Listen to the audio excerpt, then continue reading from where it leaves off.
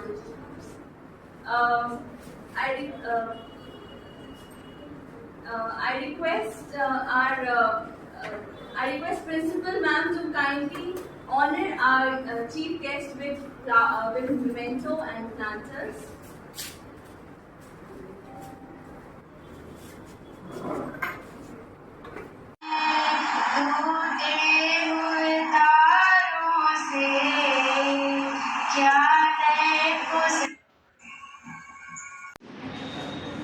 A very good afternoon to one and all present here.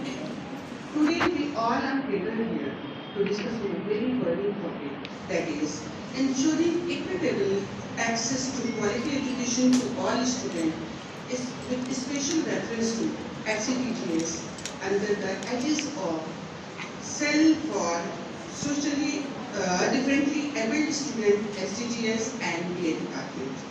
Today, the eminent speaker, Shri Vishnu Kant Mishra ji, is present to deliver a lecture. Shri Vishnu Kant Mishra ji is a social worker, very famous social worker, and president of Viklam Sathi Trust, which is totally dedicated for the disabled children. Mr. Mishra, from the very beginning, at the age of 8 months, he suffered from the paralysis attack of his both feet, and then his primary education that has been completed in his hometown, and he has completed his graduation and PG from RMB Degree College and Kanpur University. In 1997, he was selected as LDC at Directorate of Employment, Lucknow. Thereafter, he got promotion and was appointed as UDC in Custom and Excise Division, Department of Custom and Excise Division, Office at Sitapur. While his job tenure, he got various awards. One of the awards he got from the department as the best officer by the Department of Custom and Excise of Excise Department. In 2014, he got retired, and after retirement, he totally dedicated himself in this noble profession and to serve and for the welfare of the disabled children. I request, without wasting time, I would like to invite Sir to please get the knowledgeable lecture so that our students will be benefited. Okay, thank you. आचार्य जी, प्राचार्य महोदय और यहाँ के शिक्षाविद और लड़क teachers और हमारी प्रिय स्टूडेंट्स, मुझे बड़ा अच्छा लगा कि यहाँ पे get the knowledgeable lecture so that our students will be benefited. Okay, thank you. आचार्य जी, प्राचार्य महोदय और यहाँ के शिक्षाविद और लड़क टीचर्स और हमारी प्रिय स्टूडेंट्स, मुझे बड़ा अच्छा लगा कि यहाँ पे बीएड के स्टूडेंट्स ज़्यादा हैं, जिनको हमारे भारत सरकार की तरफ से जो भी शिक्षा की पॉलिसीज़ हैं उनको लागू करना है, क्रियान्वित करना है और आगे हमारी पीढ़ियाँ उन शिक्षा नीतियों से लाभान्वित होंगी। इसमें आपका विशेष योगदान होगा। जैसा कि अभी मैम ने बताया कि मैं एक गांव की, मतलब सीतापुर डिस्ट्रिक्ट के बड़े, जहाँ पे लोगों ने विगत 50 साल से शुरुआत में जब मैं पैदा हुआ था कभी ट्रेन का नाम नहीं सुना था, उस एरिया से मैं बड़े पिछड़े एरिया से गांधी क्षेत्र से मैं वहाँ पे जन्म मेरी मातृभूमि है। और वहाँ जब बच्चा अगर दिव्यांग पैदा हो तो समझ लीजिए कि दिव्यांग बच्चे की जो परेशानियाँ हैं वो तो है ही हैं, अभिभावकों की, उस परिवार की, उस गांव के, मोहल्ले की, सबकी समस्याएं वैसे हो जाती। अब सबसे बड़ी जो प्रारंभिक समस्या होती है, आज तो बहुत कुछ बदल गया है। उस समय जब 1953 में जब मेरी पैदाइश हुई, जब मैं पैदा हुआ, जन्म लिया, उस समय की परिस्थितियों को जरा आप आकलन करिए, इमेजिनेशन करिए कि क्या परिस्थितियां रही, उन परिस्थितियों में मैं कैसे पढ़ा लिखा हूँ, कैसे उन परिस्थितियों में मैंने अपने जीवन का प्रारंभ देखा होगा। किलकारियाँ जब दी होंगी तब तो उन किलकारियों के साथ जो माँ बाप का परोक्ष रूप से जो रुदन है वो कोई देख नहीं पाता। कितनी कठिनाइयाँ, कितनी परेशानियाँ होंगी। आज मैं उन दिव्यांग बच्चों में मैं देखता हूँ, मुझे लगता है कि उन परिकल्पनाओं को देखता हूँ कि जो मुझे लगता है कि मेरे माँ बाप ने भी वैसी ही परिकल्पनाएं, वैसी दिक्कतें, वैसी परेशानियाँ, वैसे ही कठिनाइयों को झेला हो। लेकिन कहते नहीं है ना कि बाधाओं से कहो हमारे पथ में आए, हम जिंदा दिल हैं, हमें जीना आता है, हम जिंदा दिल हैं, हमें जीना आता है। यही जीने की प्रक्रिया शुरू होती है हमारे 3 साल 4 साल के बाद से, जब मेरे पिताजी भी एक अध्यापक थे इंटर कॉलेज में, उस समय जूनियर हाई स्कूल में प्रधानाचार्य थे, और उन्होंने कभी भी दया की दृष्टि से हमें नहीं देखा। उन्होंने एक उन परिस्थितियों में मैं कैसे पढ़ा लिखा हूँ, कैसे उन परिस्थितियों में मैंने अपने जीवन का प्रारंभ देखा होगा। किलकारियाँ जब दी होंगी तब तो उन किलकारियों के साथ जो माँ बाप का परोक्ष रूप से योगदान है वो देख नहीं पाता। कितनी कठिनाइयाँ, कितनी परेशानियाँ होंगी। आज मैं उन दिव्यांग बच्चों में मैं देखता हूँ, मुझे लगता है उन परिकल्पनाओं को देखता हूँ कि जो मुझे लगता है कि मेरे माँ बाप ने भी वैसी परिकल्पनाएं, वैसी दिक्कतें, वैसी परेशानियाँ, वैसे ही कठिनाइयों को झेला। लेकिन कहते नहीं है ना कि बाधाओं से कहो हमारे पथ में आए, हम जिंदा दिल हैं, हमें जीना आता है, हम जिंदा दिल हैं, हमें जीना आता है। जीने की प्रक्रिया शुरू होती है हमारे 3 साल 4 साल के बाद से, जब मेरे पिताजी भी एक अध्यापक थे इंटर कॉलेज में, उस समय जूनियर हाई स्कूल में प्रधानाचार्य थे, और उन्होंने कभी भी दया की दृष्टि से हमें नहीं देखा। उन्होंने एक मतलब मैं अभी नई शिक्षा नीति पे आता हूँ, लेकिन उसकी पृष्ठभूमि में मैं अपना उदाहरण नहीं करके आपको दिक्कतें बताना चाहता हूँ। जो ये औपचारिक ये डॉक्यूमेंट्स है उसके विषय में मैं बताऊंगा, जरूर बताऊंगा, उसी को बताने के लिए मैं आया हूँ। लेकिन उस डॉक्यूमेंट से आपको बताऊं, उसकी भावना से जोड़ने के लिए मैं अपना उदाहरण आपके बीच में प्रस्तुत करना चाहता हूँ और आपकी संवेदनाओं को जागृत करना चाहता हूँ। जो बीएड की हमारी छात्राएं हैं, हमारी बेटियां हैं, और जो स्नातक हैं, और जो शिक्षा की हमारी अध्यापकाएं कर रहे हैं, इनको सबसे बड़ी संवेदनशील होना पड़ेगा हमारे इन दिव्यांग जो पर्सन विद डिसेबिलिटीज है, PWDs है, उनके प्रति, उनकी परिस्थितियों को प्रति, उनकी परिस्थितियों को बताने के लिए जो परिस्थितियां, जो कठिनाइयों को मैंने किया है, उसको एक भूमिका के रूप में इंट्रोड्यूस कराना मैं चाहता हूँ। अगर आप थोड़ा सा बताऊँ, आप लोगों के तालियों से मैं जानना चाहता हूँ। मैं उस समय मेरे गांव से लगभग 2 कोस, जिसको आप कह सकते हैं 6-7 किलोमीटर की दूरी पे प्राइमरी स्कूल हुआ करता था, और उस समय मुझे पढ़ाने के लिए कोई उस समय व्हीलचेयर नहीं थी। व्हीलचेयर का कॉन्सेप्ट ही उस समय नहीं था। या तो कोई मुझे गोदी में नहीं करके जाए, या मुझे किसी साइकिल वगैरह पर बैठा के लेके जाए, तभी मैं पढ़ने जा सकता। बड़ी कठिनाइयाँ थी। परिवार के, कुटुंब के, रिश्तेदार कह रहे थे कहाँ पढ़ाओगे, ये जो बच्चा है, अच्छे भले बच्चे आजकल के पढ़ के नौकरी नहीं पा रहे हैं, इनको कहाँ पढ़ाओगे। आज तक भी ये प्रश्न चल रहा है, आज भी प्रश्न है, कहीं न कहीं जीवित है। उस प्रश्न को नकारने में हमारा शिक्षा जगत आपको बहुत बड़ी भूमिका निर्वहन करता है। उस समय मैं, मेरे पिताजी उस छोटे बच्चे होने के साथ साथ पड़ोस के बच्चे थे, उनके साथ साथ बैठ कर इसे सीखा थे। लगभग 1 घंटा 1.5 घंटा पहले स्कूल का जब समय होता था, मुझे याद, अभी थोड़ा थोड़ा तस्वीर से याद है कि मैं बैठ कर उसमें अंडरवियर पहना ही जाते किसी में अगर गलती हो जाए रास्ते में। फिर एक मेरे बस्ते में मेरे बैग में झोले के अंदर एक पैजामा रखा हुआ, उसको मैं स्कूल में जाकर के बदल लेता था। गंदा जिससे हो गया तो उसको साफ पाया अच्छा। एक साल इसी तरीके से पढ़ाई की।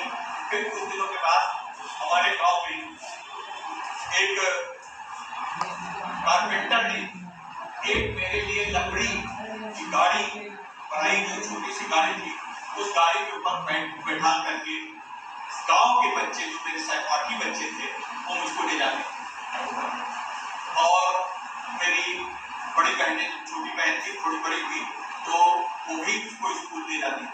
वो पढ़ाइयाँ इस प्रकार से मैं जाकर के पढ़ाई की और जूनियर हाई स्कूल गया। फिर हाई स्कूल में उस समय याद है उत्तर प्रदेश भर में मेरा 9th नंबर हाई स्कूल की सूची में फर्स्ट डिवीजन में। और फिर मैं मेरे पिताजी का जो कठोर व्यक्तित्व था और उनका अध्यापक का जो दायित्व था, जो अध्यापक उनके ऊपर हावी हमेशा रहता था, उन्होंने हमें कभी प्यार, हमें कोई कभी लाड़ दुलार नहीं दिया और उन्होंने हमें इतना कठिनाई, इतना पढ़ाई के लिए मामले में वो पूरी तरीके से पढ़ाने के लिए वो पूरी तरीके से समर्पित थे और मुझको समावेशी स्वरूप में, जो मैं आगे बताने वाला हूँ, समाज के दूसरे बच्चों के साथ मुझे इंक्लूसिव शिक्षा देने का प्रयास और वही इंक्लूसिव शिक्षा हमारे आगे इंटरमीडिएट और मैंने ग्रेजुएशन जो पूरा किया लखनऊ विश्वविद्यालय से, मैं गोल्ड मेडलिस्ट गांधी विश्वविद्यालय का पोस्ट ग्रेजुएशन।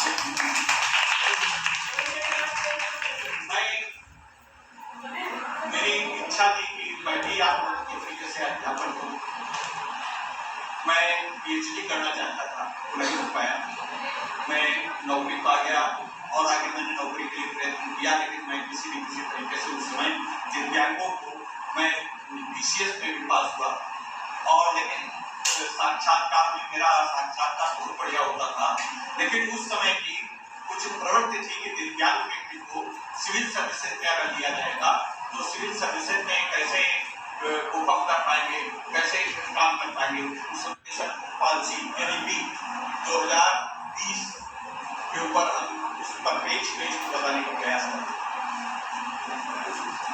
जो जब ये न्यू एजुकेशन पॉलिसी बनी तो JNU के श्रीधर जी की चूंकि दूसरे पर बेंच में मैं उनसे मिला चाहता हूँ, वो इसकी न्यू एजुकेशन पॉलिसी के कोऑर्डिनेटर प्रोफेसर JNU में है और होता 1-2 साल पहले 3 साल पहले लेकिन न्यू एजुकेशन पॉलिसी में उनका बड़ा योगदान रहा और वो स्वयं दिव्यांग और वो चेयरपर्सन है और बहुत ही योग्य व्यक्तियों में से।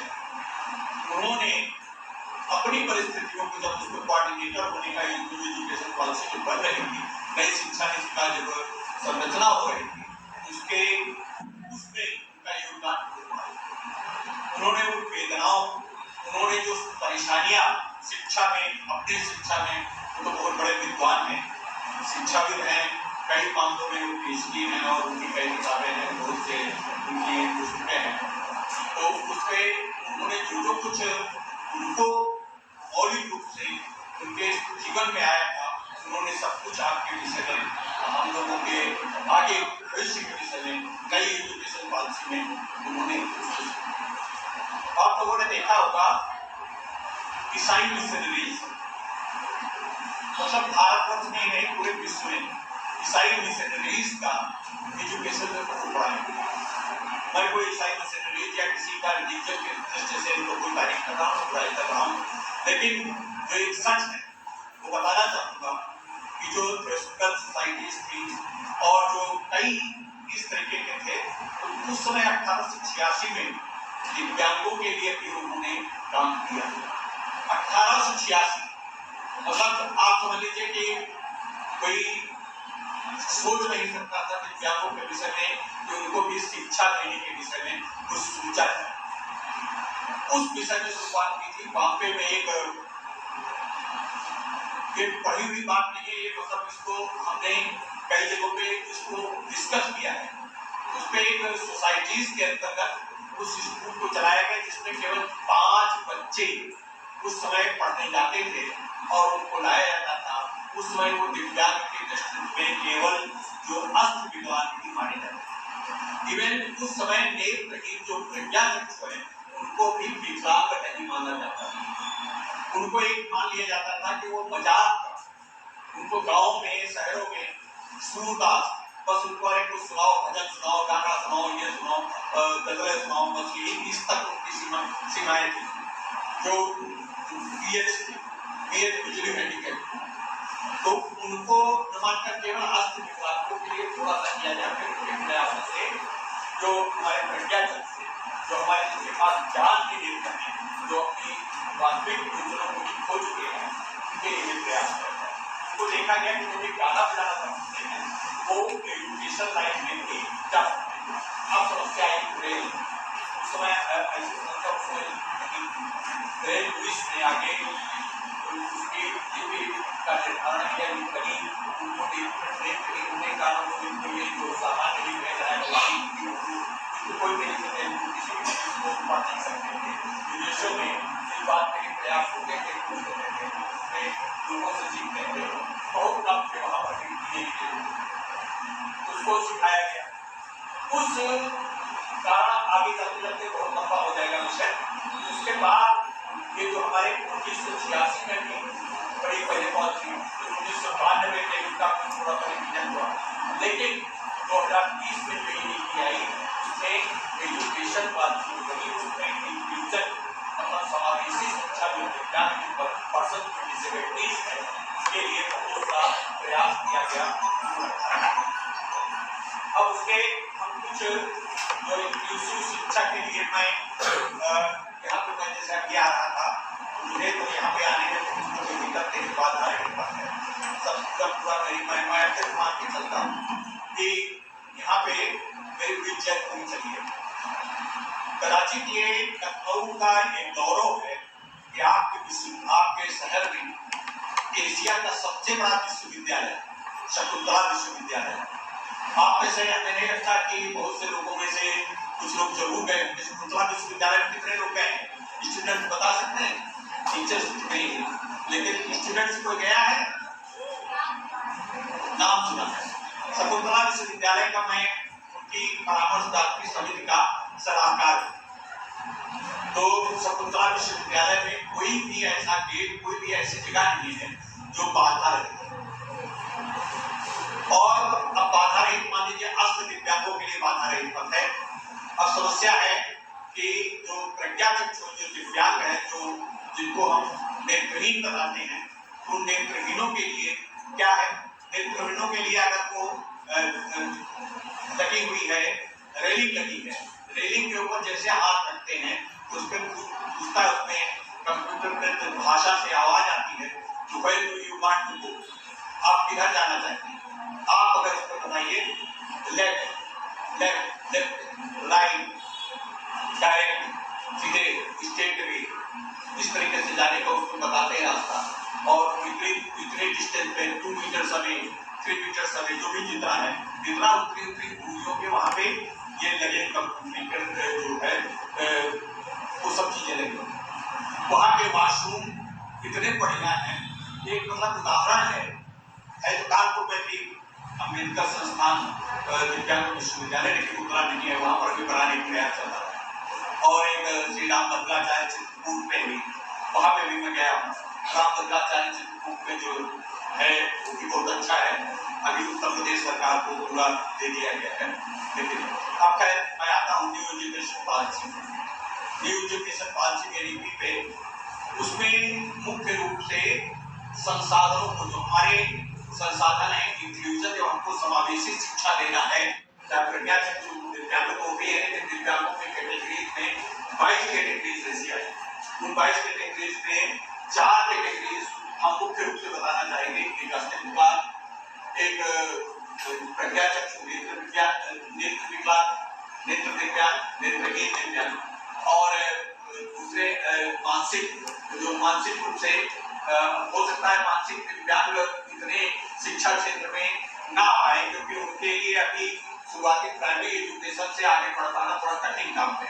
लेकिन बहुत से पढ़ रहे हैं, बहुत से ऐसे लोग हैं हमारे पंजाब में एक व्यक्ति है जिनको अभी अवार्ड मिला है, वो बहुत बड़ी कई किताबें लिख रहे हैं और वो लेटे लेटे खाली रहते हैं, ये मतलब बिस्तर पर पड़े रहते हैं, वो मिस्टर आहूजा, शिव आहूजा आप देख सकते हैं, वो बैठे बैठे खाली लेटे लेटे पड़े रहते हैं। उनका मतलब 5 पुस्तकें उनकी लिखी हैं जिसमें कि उनको यूनेस्को से उनको अवार्ड मिला।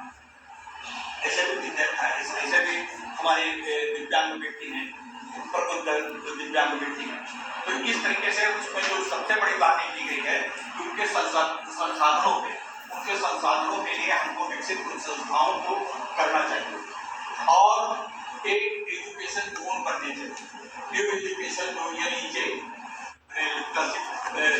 प्रेस है स्थापित किया गया है, उसमें ब्रेल का साहित्य और एजुकेशन से विशेषकर बीएड छात्राओं के लिए ये जरूरी है कि वो अपने अगर कोई दिव्यांग छात्र ऐसा हो गया चक्षु छात्र आपके इंस्टीट्यूशन में आपके बीच में आता है, उसको वहाँ से आप लिटरेचर उनके जो पाठ्यक्रम से संबंधित पुस्तकें हैं उनको प्राप्त करके आप प्रदान करना। तीसरी बात यह है, सबसे बड़ी बात यह है कि आप उसके लिए इंस्टीट्यूशन में सरकारों ने काफी फंड जारी किया। अब शायद हमारी इंस्टीट्यूशन को ये पता न हो, मुझे नहीं लगता कि आप लोगों को यहाँ पता है कि नहीं है कि यहाँ पर दिव्यांग बच्चे अगर आपके यहाँ है या नहीं, ये तो पता नहीं कि किस सत्र में कब कोई दिव्यांग बच्चा आ जाए, और उस दिव्यांग बच्चे के पास अगर व्हील चेयर नहीं है तो आपके विद्यालय में कम से कम 100 बच्चों के ऊपर 3 व्हील चेयर की व्यवस्था, 3% व्हील चेयर व्यवस्था की गई। जहां तक 100 बच्चे 100 दिव्यांग बच्चे किसी भी इंस्टीट्यूशन में भाग के नहीं हो सकते, सिवाय उसके अदरवाइज मतलब वो इंस्टीट्यूशन खाली उन दिव्यांगों को समर्पित है। अगर सामान्य इंस्टीट्यूशन में ऐसे बच्चे बहुत कम होते हैं, लेकिन कम से कम पूरे विद्यालय में एक व्हील चेयर, और अब तो जैसे बॉम्बे मेट्रो सिटीज में जो बैटरी संचालित व्हील चेयर व्यवस्था की गई है जो लगभग 1.5 लाख से ऊपर की आती है, लेकिन छोटी छोटी दिव्यांग व्हील चेयर जैसे हमारी व्हील चेयर है ये 8-10 हजार की आती है। इस प्रकार के यहाँ तक फंड में आपके यहाँ व्हील चेयर की व्यवस्था हो सकती है, विशेषकर बीएड के संकाय में जहाँ पे आपके स्टूडेंट्स अगर कोई आ जाता है तो वहाँ पे। तीसरी बात ये है कि आप लोग ये सुनिश्चित करें, आप जो टीचर्स जाते हैं जो बीएड पढ़ते टीचर जाएंगे, पता नहीं किस इंस्टीट्यूशन में उनकी नियुक्ति हो, उन स्थानों पर जब जाएंगे तो नई पॉलिसी के अंतर्गत इस बात का निर्धारण किया गया है कि उन स्टूडेंट्स के लिए जो पुस्तकें हैं, जो चाहे इस बात को आपको नहीं देखना है उनका आर्थिक जो फाइनेंशियल स्टेटस उनका क्या है, इस बात को जाने बिना आप उनको स्टेटस की पुस्तकें और उनके अगर कोई नौकर आता है उसको नौकर मान लीजिए कोई बच्चा उनके साथ कोई भेजने आता है, सहायक आता है, तो उसके लिए भी कोई व्यवस्था, उनके आर्थिक व्यवस्था, आर्थिक उपादान, आर्थिक जो स्टाइपेंड कहते हैं छात्रवृत्ति, उसको देने की व्यवस्था की जानी चाहिए। अदरवाइज जो उसके रेगुलर छात्रवृत्ति है इस बात की न्यू एजुकेशन पॉलिसी में व्यवस्था की गई है, और न्यू एजुकेशन पॉलिसी में जो आपका सशक्त मंत्रालय, दिव्यांग सशक्त मंत्रालय के द्वारा उसके फंड एजुकेशन मंत्रालय को दिए जाते हैं, जब समिति फंड पूरे भारतवर्ष से उनके डिमांड की जाती है। ये बात है। तीसरी बात, सबसे बड़ी बात यह है कैसे जो बच्चे बोर्ड लिखवाते हैं, आपके ऐसे भी बच्चे आ सकते हैं जिन बच्चों को बोलने में दिक्कतें होती हैं, बोल समझ नहीं पाते हैं, उनके संवाद अपने अध्यापकों से नहीं कर सकते हैं, संवाद करने में उनको दिक्कत होती है, उनकी भाषा आप नहीं समझ पाते, उनके लिए विशेष जो इंटरप्रेटर हैं उनके लिए भाषा के जो संवाद को भाषा को समझ सकें, उनको आप अगर अपने इंस्टीट्यूशन में नियुक्त करते हैं तो एजुकेशन विभाग के लिए अलग से आपको में देना है। इस बात की जानकारी इंस्टीट्यूशंस को भी होनी चाहिए।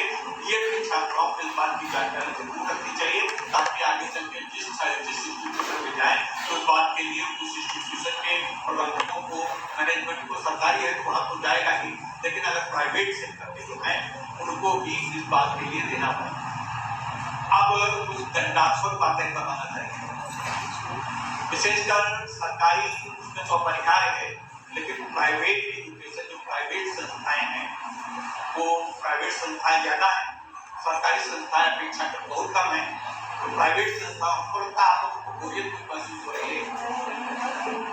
अगर आप लोगों को बोरियत हो तो बंद कर देंगे अपनी बात, लेकिन आप जो अगर आप अटेंशन से, हमारा मतलब है कि हम जो बोल रहे हैं उसका अगर कोई उसका प्रयोजन जा रहा है, सकारात्मक प्रयोजन जा रहा है तो हम उसको बताएं, अन्यथा कोई इसको बदलाने की कोई आवश्यकता नहीं है।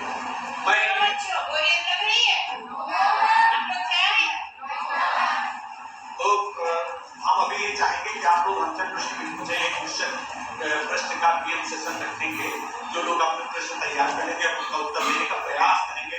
मैं उत्तर दे पाता नहीं तो काल के गर्भ में है, लेकिन प्रयास मैं प्रयत्न करूंगा कि आपको संतुष्ट कर सकूं, आप जो उत्तर देंगे। अब ये जो बहुत महत्वपूर्ण बातें हैं उनको जानने की आवश्यकता इसलिए है कि ये दंडात्मक प्रावधान जो कुछ किए हैं, अगर किसी शिक्षा संस्था में कोई बच्चा जाता है और इस आधार पे उस बच्चे को प्रवेश लेने से इनकार करती है संस्था, तो उसके ऊपर 1 लाख से लेकर के 5 लाख रुपए तक के जुर्माना लगाने का प्रावधान है, जो हमारा दिव्यांग सशक्तिकरण विभाग लगा सकता है। बशर्ते उसके कोई कारण, उसका मान लीजिए आपके यहाँ सीटें नहीं है, आपके यहाँ जगह नहीं है, तो उसके युक्त संगत कारण हो तभी उसको एडमिशन लेने से वंचित किया जा सकता है। अदरवाइज न्यू एजुकेशन पॉलिसी में आपको दिव्यांग बच्चे को प्रवेश देना आपके लिए अपरिहार्य है।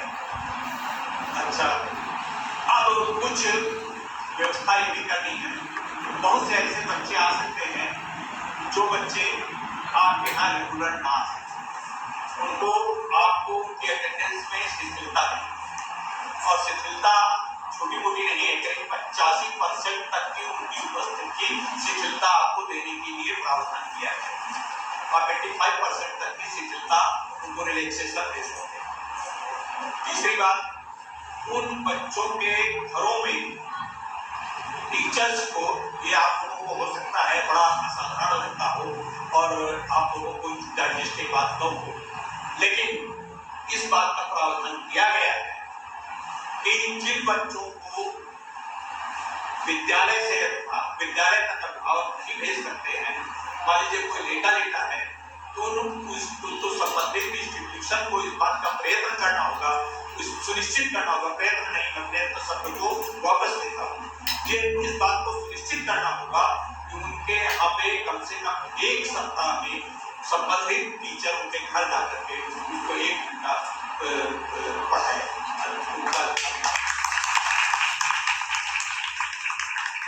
ये मतलब विशेष रूप से अगर इसमें कोई दिक्कतें आती हैं, अच्छा इंस्टीट्यूशन उस बच्चे को वो टीचर जाएगी, तो टीचर जाएंगे या जाएगी, उसके जाने के लिए उसकी क्या व्यवस्था है, वहाँ पे सभी विद्यालयों में व्हीकल उनकी अपनी नहीं हो सकती है, उसको अपने संसाधन से जाना होगा, वो क्यों जाए, उसको टीचर्स को इतनी वेतन नहीं मिलता है कि वो 4 बार जब 10 बच्चे अगर हो गए तो 10 बच्चों के जाने के लिए बड़ा खर्चा होगा।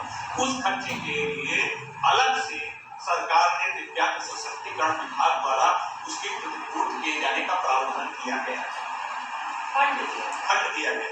उस फंड को वो इंस्टीट्यूशन क्लेम करेगी, उस इंस्टीट्यूशन के द्वारा संबंधित अध्यापक जिसकी ड्यूटी लगाई गई है जाने के लिए, उसके आने जाने का DA मतलब उसमें DA का कोई प्रावधान तो है नहीं, DA मतलब दिया जाएगा, जाने आने का जो खर्चा होगा उसकी रसीद देने के बाद उसको दिया जाएगा, इस बात की व्यवस्था है। अब तीसरी और सबसे महत्वपूर्ण बात है, अगर ऐसे बच्चों जो कि स्वाभाविक है, आप तो भी जानती होगी, ऐसे बच्चों के साथ पॉर्सेट भी की जाती है, या ऐसे बच्चों के साथ दूसरे बच्चे उसका मजाक उड़ाते हैं, उसका परेशान करते हैं, उसको खेल खेल में या खेल नहीं कर पाता है, तो ऐसे बच्चों को समझा, दूसरे बच्चे जो परेशान करते हैं उनको दंड नहीं दिया जाता। इस बात की बड़ी अच्छी व्यवस्था की गई। अगर दूसरे बच्चों को दंड दिया जाए मतलब तो ज्यादा बच्चे तो सामान्य वर्ग के होंगे, अगर सभी सामान्य वर्गों को हम दंडित करने लगे तो हमारा उद्देश्य पूर्ण नहीं। तो इससे तो फिर हमारा असफल हो जाएगा। उनको समझाने के लिए, उनके फ्यूचर के लिए, उनको अलग से साइकोलॉजिकल समझाने के लिए व्यवस्था अध्यापकों को करनी होगी, मनोवैज्ञानिक दृष्टि से उनको समझाना होगा। और जहाँ तक मेरा अपना अनुभव रहा है, आप लोगों ने देखा होगा कि ज्यादातर जो अच्छे बच्चे हैं, सफल बच्चे हैं, वो कभी भी दिव्यांग बच्चों की बहुत ही कम प्रतिशत है जो मजाक उड़ाते हैं। ज्यादातर वो सहृदय होते हैं और उनकी सहयोग और सहानुभूति रखते हैं, उनका सहयोग करने का प्रयत्न करते हैं। लेकिन कदाचित ऐसा बच्चा मिल जाता है तो अध्यापकों के और आपके जो स्टूडेंट्स हैं, आपके ग्रुप होते हैं, क्लास होते हैं, उनके संस्थाएं मानिटर मतलब अलग अलग जो क्या कहते हैं आप लोगों के यहाँ पे जो बड़े होते हैं, मॉनिटर वगैरह होते हैं, वो उनको बता सकते हैं, उनके संस्थाएं उनको बता सकती हैं कि उसको समझा सकती हैं, उनके लिए अलग से क्लासेस लिए जा सकते हैं। ऐसे जो दंड बच्चे हैं उनको क्लासेस लेकर के उनको स्टूडेंट्स और अध्यापक गण पर मिलकर के उनको समझा सकते हैं कि ऐसे दिव्यांग बच्चों की उपेक्षात्मक या उसको मजाक उड़ाने का काम नहीं है। ऐसे बच्चों को जब अगर मजाक उड़ाने की बात होती है तो उसको दंड दिया जा सकता है, दंड के रूप में बहुत छोटा सा दंड, उसको अटेंडेंस कम की जा सकती है, उसको 10-15 मिनट के लिए खड़ा किया जा सकता है, उसको दूसरों के सामने थोड़ा सा समझाया जा सकता है, उसके अभिभावकों को बुला करके उससे संवाद स्थापित किया जा सकता है। उस बच्चे के अभिभावकों को जब बुला करके आप संवाद स्थापित करेंगे तो बच्चे उनके अभिभावक अपने बच्चे को समझाएंगे और बच्चे को जब समझाएंगे उन अभिभावकों को आपको बताने का ये प्रयास होगा कि कहीं कदाचित आपके अगर बच्चा ऐसा होगा तो क्या करें। तो और उस अभिभावक, उस दिव्यांग बच्चे के अभिभावकों को ऐसे अभिभावकों से मिलाने का भी एक सत्र, एक मीटिंग 3-4 घंटों में करने का प्रयास किया जाता है। क्वार्टरली या कोऑर्डिनेशन स्थापित करने के लिए ये बड़ा उपयोगी है। ऐसा ही शिक्षा नीति में इस बात की व्यवस्था की गई है। तो इस प्रकार की शिक्षा नीति की व्यवस्थाएं की गई है। और परिधानों में एक खास बात है, जैसे आपकी हर विद्यालय की एक अपनी ड्रेस, एक उसका गणवेश होता है, तो ऐसे स्टूडेंट्स के लिए गणवेश कदाचित हो सकता है यूज करना हो, वो हो सकता है पैंट या पैजामा, वो छात्रा हो या छात्र हो उस तरीके का पैंट पाती हो, अपनी दिव्यांगता के अनुकूल उसको उस प्रकार के परिधान पहनने की आवश्यकता हो तो उसके कलर को तो आप बदलवा सकती हैं, लेकिन उसके अनुकूल ऐसी ड्रेसेस या गणवेश बनाने का प्रयत्न करना चाहिए। और ये प्रयत्न करने के लिए ये आपको बात नहीं किया गया है, लेकिन ये परामर्श सरकार, भारत सरकार की तरफ से ये परामर्श इंस्टीट्यूशन को दिया गया है कि वो इस बात का प्रयत्न करें कि ऐसे बच्चों को उनके अनुकूल ड्रेसेस बनाई जा सके। अब आखिरी बात आती है कि जो नेत्रहीन बच्चे उनको आप उनके प्रज्ञा साहित्य मतलब ब्रेल लिपि का साहित्य और ब्रेल लिपि पे पढ़ाने वाले अध्यापकों देखेंगे। आप लोग शायद मालूम हो कि स्पेशल पीरियड भी चलता है, कितने लोगों को मालूम नहीं स्पेशल पीरियड चलता है। स्पेशल पीरियड में इस बात के लिए कोर्स रखे गए हैं कि खाली दिव्यांग बच्चों को पढ़ाने के लिए जाते हैं। उन विद्यार्थी स्पेशल पीरियड वालों के लिए एक दिक्कत है, बहुत से हम लोग उनके साथ संवाद होता, बड़े प्रश्न उठते हैं कि हम लोगों को सामान्य विद्यालयों में नियुक्तियां नहीं मिलती हैं, तो हमको स्पेशल बीएड करने से क्या फायदा। स्पेशल बीएड के स्पेशल एजुकेशन ऐसी संस्थाएं बहुत कम है, तो स्पेशल बीएड करके हम सीमित संस्थाओं में भर्ती हो सकते हैं, ट्रेंड बीएड बहुत हो जाते हैं तो उनके लिए दिक्कत है। तो स्पेशल एजुकेशन के बच्चों को भी प्रयास किया जा रहा है कि सामान्य विद्यालयों में उनके लिए एक स्पेशल परसेंटेज तय कर दिया जाए, विशेषकर उन्हीं स्पेशल एजुकेशन वाले बीएड वाले बच्चों के लिए प्रयत्न किया जा रहा है जो दिव्यांग। सभी सामान्य स्पेशल एजुकेशन वाले बीएड वालों के लिए किया जा रहा है प्रयत्न, लेकिन जो दिव्यांग बच्चों के लिए अलग से प्रयत्न किया। तो दिव्यांग बच्चों के लिए जो नेत्रहीन प्रज्ञा साहित्य है उसको को अगर कहीं जरूरत पड़ती है तो आप लोग हमारा नंबर ले सकते हैं। नवयुग विद्यालय में जो यहाँ के मैनेजमेंट है, प्रबंधक है, अध्यापक हैं, अध्यापिकाएं हैं, और हम अगले विद्यालयों में भी इस बात का ये आपको मुझे बड़ा मैं बधाई देता हूँ कि मैं उनका जो उनका आप मैं आपको विशेष रूप से शुक्रगुजार हूँ कि आपने शानदार कार्यक्रम रखा और दूसरे विद्यालयों के लिए भी, और आप लोग भी अपने स्तर से दूसरे विद्यालयों को और संस्थाओं को इस बात के लिए जागरूक करें। मुझे न बुलाएं, कोई जरूरी नहीं, मैं महिमा मंडित नहीं होना चाहता हूँ, स्पेशली जो भी बीएड जहाँ पे है वो तो ज़्यादा जरूरी है, ज्यादा बुलाएं। और शायद स्पेशल बीएड बीएड की जो छात्राएं हैं वो अपने अध्यापक और प्रबंधक तंत्र से इस बात के लिए संवाद स्थापित करें कि स्पेशल एजुकेशन के लिए बहुत कुछ जानकारी की आवश्यक है। क्या करते हैं, मैं आपके विद्यालय के लिए नहीं कह रहा हूँ, क्षमा कीजिएगा, विद्यालयों में मना स्थित प्रवृत्ति बन गई है, अरे यार दिव्यांग बच्चा आ गया तो हमारे कोशिश करो हटाओ, इससे तुम्हारे दूसरे बच्चे खराब हो जाएंगे, इससे बड़ा इससे इम्पैक्ट इसका गलत पड़ जाएगा, कहाँ ये व्हीलचेयर चलता, कहाँ ये बोल नहीं पाता, इस तरीके से आगे तो मजाक पड़ेंगे, हमारा स्टूडेंट, हमारा जो एटमॉस्फेयर और हमारे जो स्टेटस इसका गिर जाएगा। इस बात से उबरने के लिए स्टूडेंट की जिम्मेदारी नहीं है, आप अध्यापकों की ज्यादा जिम्मेदारी है। अध्यापक गण इस बात के लिए प्रयत्न करें और आपको उनका एक नैतिक दायित्व बनता, सरकारी दायित्व है, इंस्टीट्यूशन का दायित्व नहीं है। आप उन बच्चों को कदाचित आप सोचिए, आप लोगों के रिश्तेदारों में भी बहुत ऐसे दिव्यांग बच्चे होंगे, कोई ऐसा स्टूडेंट या कोई ऐसे नहीं होगा जिसके पड़ोस में या दिव्यांग छात्रों या कोई दिव्यांग बच्चा रिश्तेदारी में, संबंध में, परिवार में न होगा। तो उसकी स्थिति आपको देखिए, उन स्थितियों को देखिए कि नहीं, दारुण स्थिति में मैंने अपनी दारुण स्थिति बताई है, उस स्थिति को देख करके प्रयास करिए कि जब हमारे स्टूडेंट्स आज जब अच्छे बड़े स्टूडेंट्स के साथ इस प्रकार की दिक्कतें हो रही, परेशानियां आ रही हैं, तो दिव्यांग बच्चों के लिए कितनी दिक्कतें होगी। और एक बात रह गई, आखिर में उसको जोड़ना चाहता हूँ, जो कल की घटना हुई उससे भी जुड़ जाएगा।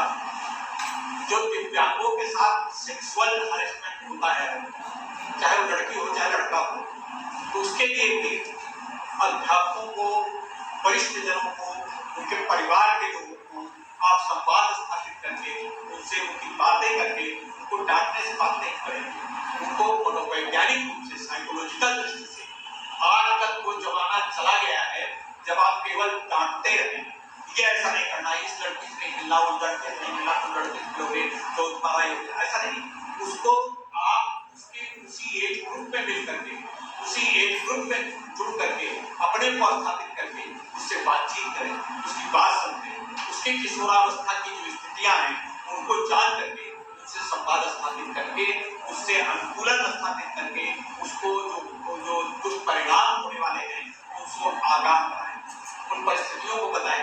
तो इस प्रकार के दिव्यांग लड़के जब आपके स्टूडेंट्स होकर के आएंगे, उनके साथ इस बात की परिस्थितियां ज्यादा है, क्योंकि सकरांत बच्चे जो हैं वो ज्यादा लोगों से कांटेक्ट करते हैं, ज्यादा उनका मित्र सर्किल है, ज्यादा उनकी सहेलियों का सर्किल है, लेकिन दिव्यांग लोगों का सर्किल नहीं है।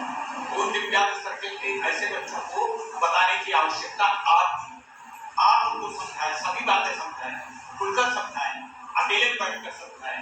अध्यापकों का एक दायित्व उसी तरीके से बनता है जैसे कि अपने बच्चों से भी अब वो पीढ़ी निकल गई कि आप बहुत सी बातें करने के लिए आप बड़ा हिचकिचाते, आपको थोड़ा खुलकर के बात अपनी संतानों से करना पड़ेगा, अपने बच्चों से करना पड़ेगा, दिव्यांग बच्चे हो, सुधांग बच्चे हो, सभी से बातें करनी पड़ेगी और उस परिणामों से आगाह करने की आवश्यकता है। अगर आगाह नहीं करेंगे तो इस प्रकार के जो कल परसों या जो विगत में घटनाएं, मैं संकेत कर रहा हूँ, मैं स्पष्ट नहीं कह रहा हूँ, तो इस प्रकार की जो घटनाएं कालांतर में होती जाएंगी, होती रहेंगी।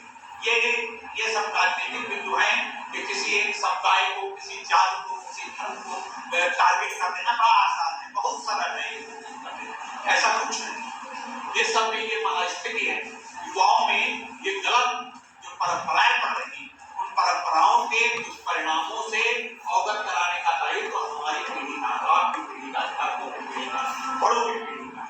ये युवा बच्चे हैं, ये गमले में जयशंकर प्रसाद के 50 शब्द जितने लोगों ने पढ़ी है उसमें कहा गया है कि गमलों में चाहे आप ये पेड़ लगा दें चाहे फूल का पेड़ लगा दें और ये आपका दायित्व है कि किस प्रकार के पेड़ स्थापित करें।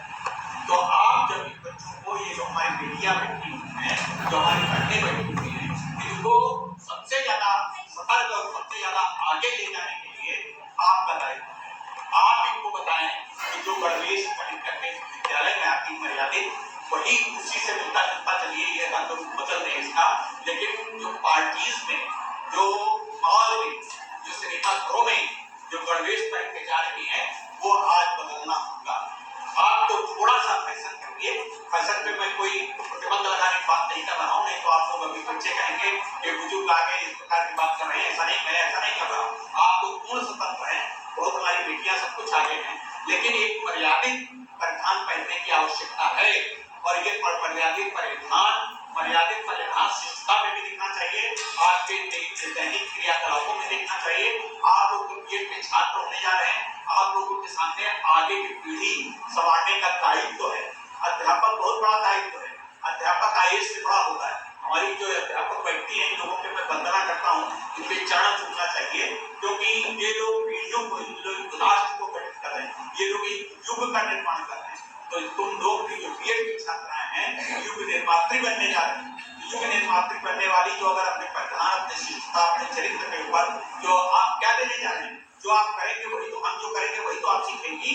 तो जिस प्रकार से आप लोगों को शिक्षा नीति बताती है कि आपका जो भी कलेवर जो भी चरित्र जो भी आपका परिधान जो भी क्रियाकलाप होगा वो आगे आपके आगे जैसे हमसे आगे की पीढ़ी आप है तो उससे आपके आगे की पीढ़ी आपके बच्चे होंगे, आपके छोटे छोटे भाई होंगे। तो इस प्रकार से आपको नई शिक्षा नीति बताती है कि नैतिक रूप से भी मजबूत होना। नैतिक रूप से नई शिक्षा नीति में एक मैं बड़ा छोटा सा चैप्टर भूला जा रहा हूँ, एक नैतिक शिक्षा का भी इसमें डाला गया है और वो नैतिक शिक्षा किसी धर्म विशेष से नहीं है, सारे धर्मों से लेकर के जो अच्छी अच्छी बातें हैं वो सबको सिखाई जानी चाहिए और सभी को सिखानी चाहिए। चरित्र निर्माण के विषय में, चरित्र निर्माण के विषय में जो भी आपके बहुत से अच्छे आधुनिक बातों से आपको हमको लगता है कि आपको थोड़ा उपयोगी लगा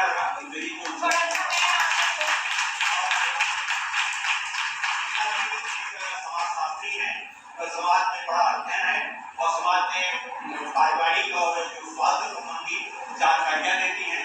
हमारा इनका एक यूट्यूब चैनल है, यूट्यूब चैनल है, इसके आप डायरेक्टर हैं और ये आप लोगों का ये सब कार्यक्रम ये उनका कार्यक्रम है, रिकॉर्ड भी कर रहा है। तो ये भी कुछ थोड़ा सा आपको बताएंगी और इनकी बातें हमेशा कई प्लेटफॉर्म पे बड़ी असाधारण हुआ करती हैं। तो मैं निवेदन करूंगा कि थोड़ा सा कुछ बच्चों को ध्यान दें। धन्यवाद।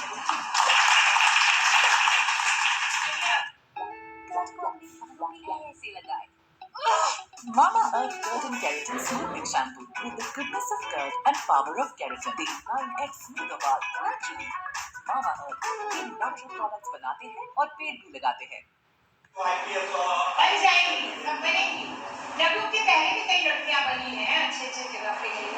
तो सवाल ये है कि जब हम आगे आ रहे हैं तो हमारे आगे आने में हमारे को फोकस होना है ना, अपने करियर पे अपने पढ़ाई पे फोकस होना पड़ेगा। जो कि फोकस जब हटता है, फोकस किन चीजों से हटता है बताइए, किन चीजों से फोकस हट जाता है?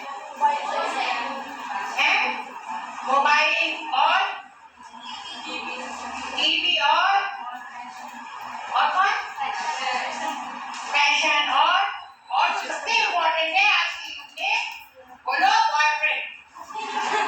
और क्या है सच बात है, जो फैक्ट बॉयफ्रेंड सबसे ज्यादा इम्पोर्टेंट हो रहा है, बहुत बड़ा फैक्टर है लोगों को बहकने का। अगर आप उन जो लड़कियां टॉप में आई हैं उनका अगर आप पढ़िए तो शायद पूछिए उनसे कभी जाके तो शायद उन्होंने बॉयफ्रेंड नहीं बनाया क्योंकि वो 16-16 घंटे पढ़ाई कर रहे हैं। बॉयफ्रेंड से फोन पे बात करके टाइम नहीं वेस्ट किया होगा, ठीक है। और दूसरी बात एक चीज और भी होती है कि सबसे ज्यादा इम्पोर्टेंट होता है कि हम जो करने जा रहे हैं हम अपने घर वालों चीज कन्विंस करें, क्योंकि घर वालों को भी दिखना चाहिए ना, आपकी मेहनत दिखे, आपका जो है डिटर्मिनेशन दिखे, तभी तो उसको सपोर्ट करेंगे, है कि नहीं? अगर मान लीजिए तुम्हें कॉलेज यहाँ आना है, तुम्हें एडमिशन लेना है, लेकिन तुम्हारी मम्मी कह रही कि कहीं रास्ते में जाओगे लोग छेड़ेंगे, नहीं जाओगी, तो आप अपने को वैसा बना के घर वालों के सामने प्रेजेंट करेंगे, तभी तो घर वाले भी वो करेंगे ना, आपको सपोर्ट करेंगे। तो घर वाले अगर सपोर्ट करेंगे तो आप जरूर मानोगे, लेकिन वहां पे आपका क्या दायित्व बनता है कि आप भी उतने ही सिंसियर होके काम, डेडिकेटेड होके काम करें। ऐसा थोड़ी है कि कहीं एडमिशन नहीं मिला तो चलो बीएड में बैठ जाए। मैं पूछती रहती हूँ क्योंकि मैं यूथ के साथ जुड़ी, मैं जब भी पूछती हूँ भैया तुमने क्यों किया, तो कहेगी कि मेरी सहेली ले रही थी इसलिए हमने ले लिया। ये नहीं होना चाहिए। आपके जीवन का लक्ष्य पहले से निर्धारित होना चाहिए। पहले आप अपने को पहचानिए, अपनी कमियों को पहचानिए, अपनी गुणों को देखिए, फिर उन कमियों पे काम करें। अगर मान लो आप बहुत देर तक बोलने को इच्छुक नहीं है, तब आप टीचर नहीं बन सकते, क्योंकि टीचर को तो बोल बोलना है। तो आप अगर आप टीचर बनना चाहते हैं तो पहले से बीएड में आने के पहले से वो चीज में आप खुद अपने ऊपर वर्क करें, अपने पर्सनालिटी को डेवलप करें। काउंसलर हो सकता है स्कूल में, ये काफी स्कूलों में अब रखा भी जा रहा है पर्सनालिटी डेवलपमेंट का एस्पेक्ट, तो वो हो सकता है। नमस्कार। तो लेकिन आप अपने पर भी करिए, क्योंकि जो गूगल लेके जो बैठते हैं, गूगल में अगर 50 बातें आज सारा अली खान कहाँ गई या कौन कहाँ गया ये है, उसके साथ उसमें 50 बातें अच्छी भी हैं। आप अपने व्यक्तित्व को कैसे सुधारें, आप कैसे पढ़ाई की तैयारी करेंगे, सभी तो आता है ना गूगल में। कितने लोग हैं जो वो भी देखते हैं, बस 5, 6, 7। बाकी लोग क्या देखते हैं, बाकी लोग कौन सी पिक्चर हिट हुई, किसने किस तरह के कपड़े पहने, कौन सा फैशन है, कौन किसके साथ भाग गया, ये सारी चीजें देखते नहीं। आप उस मोबाइल का बेस्ट से बेस्ट उपयोग, हर अच्छी चीज जानिए, उसमें आप ये पढ़ सकते हैं, पढ़ाई के काम में उसको उपयोग में लाइए। सही गाना मैम? रात के अभी मेरे पास, क्योंकि हमारा टेलीफोनिक ही चलता है काउंसलिंग का, अब फोन आता है कि मैम जो है रात के 2-2 बजे तक बॉयफ्रेंड से हम बात कर रहे हैं, मेरे सिर में दर्द होता है। मतलब नहीं, अब वो सिर दर्द आपको पता है, उस लड़की को मैंने भेजा बलरामपुर हॉस्पिटल जाके दिखाने, वो आम टेस्ट हुआ, सब कुछ हुआ, पता चला कि उसका इस कदर जो है फोन इफेक्टेड हो गया है कि उसको वो माइग्रेन जो है परमानेंट टाइप का हो गया। तो अब मेडिकल कॉलेज उसे भेजा गया। क्यों? इस तरह से क्या हम अपने शरीर के साथ, अपने स्वास्थ्य के साथ खिलवाड़ कर रहे हैं।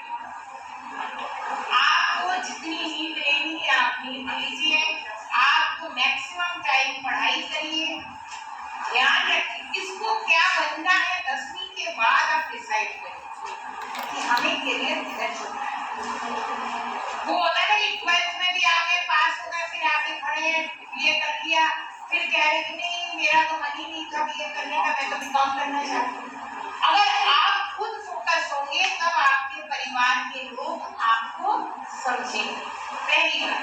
दूसरी बात, घर वालों के साथ प्रॉपर कम्युनिकेशन होना चाहिए, चाहे माँ के साथ, चाहे पिताजी के साथ, चाहे भाई बहन, हर चीज की आपकी खबर होनी चाहिए। क्यों? सही कहा कि नहीं? कितने बच्चे ऐसे हैं जो घर में बताते नहीं, बहुत से होंगे ऐसे, हर बात नहीं बताते, क्योंकि हम बता रहे हैं ना किशोरावस्था की उम्र आते आते ये होता है, चेंजेस शरीर में भी होता है, एज वेल एज मानसिक रूप से भी चेंजेस आते हैं। उसमें क्या लगता है कि हम एक बहुत बड़े इंडिपेंडेंट हो गए, ये फीलिंग आती है कि हम बड़े हो गए हैं, हम इंडिपेंडेंट हो गए, क्यों सुने दूसरे की। अच्छा, उसके बाद सबसे ज्यादा जो असर रहता है वो रहता है पीयर प्रेशर। पीयर प्रेशर मतलब साथी ने, हमारी सहेली ने ऐसे बात बताया तो भी बताया, सहेली ने ऐसे पैसे दिए तो उनकी करनी। अब वो सहेली का इम्पैक्ट इतना ज्यादा अगर बढ़ जाए कि आप अपनी माँ अपने परिवार से दूर हो जाए तो उसमें कोई फायदा नहीं। ठीक है, ये ध्यान में रखिए। अभी जो सर अभी इनडायरेक्टली जो बोल रहे थे, जो घटना बता रहे थे, वो 16 साल की लड़की का यही बात। अब इसमें घटना के कई चीजों पे हम लोगों ने डिस्कस किया है और सोचा है। समस्या क्या हुई है? एक 16 साल की लड़की, उसका जो है परिवार से संबंध कटा हुआ था, माँ से उसका संवाद कम था। माँ से बताया वो क्या रहा है घर, क्योंकि दोनों कमाने लगे, चाहे वो नीचा तबका हो चाहे वो हाई प्रोफाइल हो। चूंकि महिलाएं घर से बाहर रहती है तो शायद उतना टाइम, क्वालिटी टाइम जो एक घर में रहने वाली माँ देती है उतना शायद बच्चों को नहीं मिलता। तो इससे क्या होता है, ऐसा दूसरी बात है, आप बाहर हम लोग जॉब कर रहे हैं तो उस हिसाब से हम लोग के साथ टाइम कम।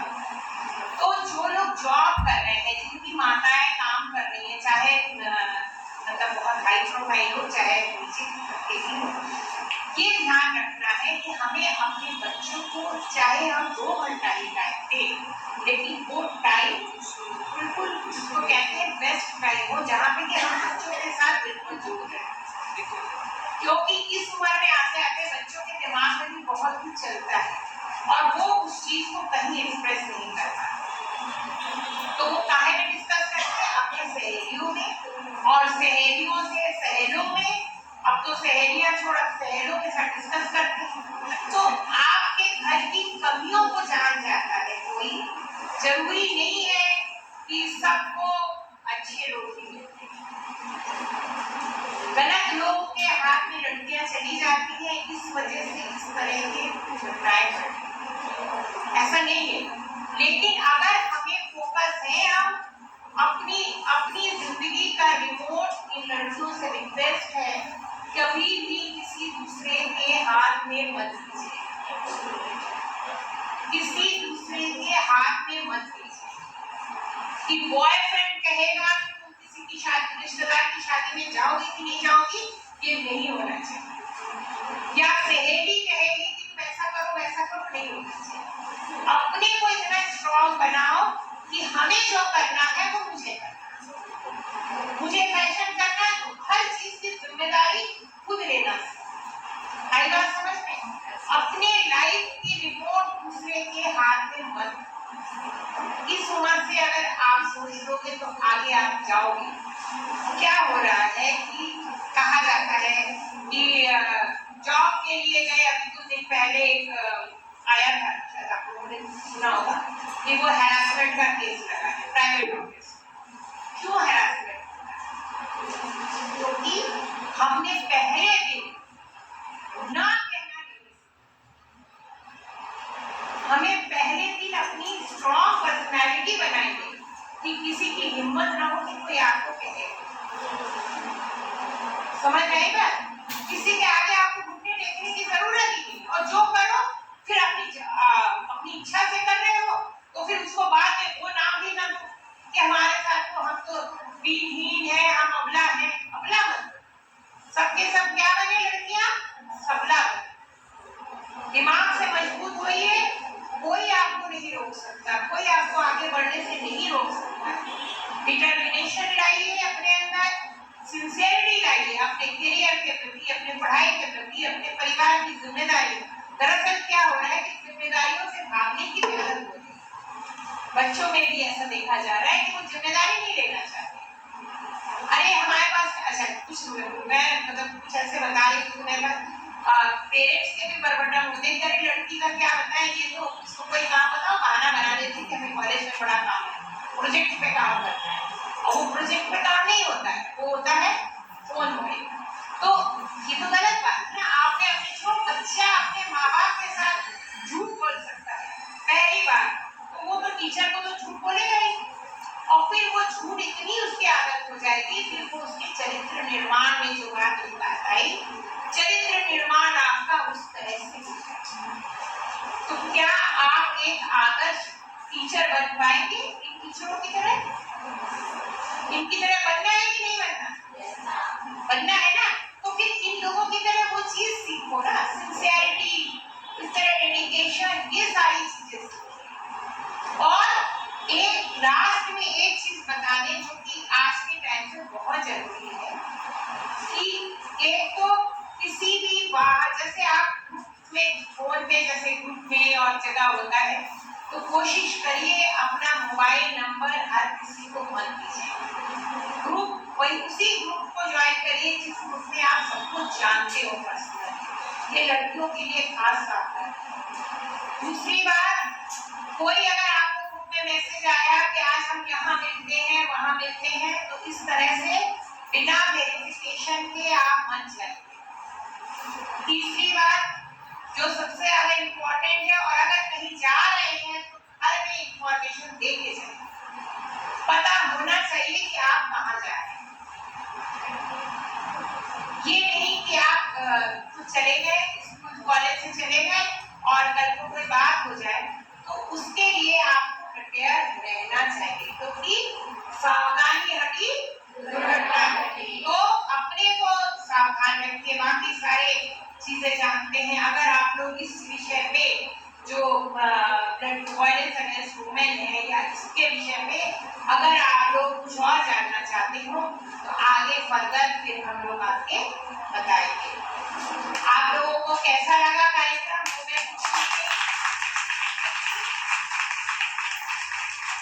आप लोग ऐसे ही बोलोगे बहुत अच्छा लगा, लेकिन वो तब पता चलेगा जब आएगा। नेशनल एजुकेशन पॉलिसी 2020 पर आपको प्रश्न पूछना है तो आप पूछ सकते हैं। Mamaearth Soft Matte Long Stay Lipstick with 12-hour long stay. होगा ध्यान से और समझने का प्रयास किया होगा कि हम लोग जो बताते हैं गलत नहीं बताते हैं बच्चों। जो बताया है तो उसके लिए मैं विद्याश्री मैम का भी धन्यवाद आभार प्रकट करना चाहूँगी। इसी क्रम में मैं अपनी सम्मानित प्राचार्य महोदया प्रोफेसर मंजुला उपाध्याय जी का तहे दिल से आभार प्रकट करती हूँ। इस तरह वो हमें प्रेरणा प्रदान करती रहती है। उन्हीं की प्रेरणा के फलस्वरूप आज इतना बड़ा कार्यक्रम का संयोजन हुआ और उस कार्यक्रम में हम सफल हुए। इसी क्रम में आभार के क्रम में हम अपनी छोटी बहन सोनल अग्रवाल का भी आभार प्रकट करते हैं, जिसने पूरे कार्यक्रम को बड़ी सुगमता पूर्वक संचालन किया। मेरे प्रिय स्टूडेंट प्रतिभा द्विवेदी का भी आभार प्रकट करते हैं, जिसने सरस्वती वंदना गीत गाकर आदि बोला और आदि गीत बनाया और तैयार करके उसने बहुत सुगमता पूर्वक कार्यक्रम को आगे बढ़ाने का कार्य किया। और अंत में मैं अपनी पूरी कमेटी, नाम कहाँ से शुरू करूँ, आदरणीय ma'am Sunita Singh ma'am, doctor Sunita Singh ma'am, doctor Sunita Singh ma'am, doctor Bimla Bind ma'am और बीएड विभाग की निशी मैम, राशि मैम, अनिला, सभी का मैं तहे दिल से आभार करना चाहती हूँ। और हमारी वरिष्ठ मैम ऋचा मैम भी उपस्थित हैं, सरोज मैम, ममता और सारे लोग यहाँ उपस्थित हैं। उनका तहे दिल से आभार प्रकट करना चाहती हूँ, जो आकर कार्यक्रम को और भी शोभायमान किए।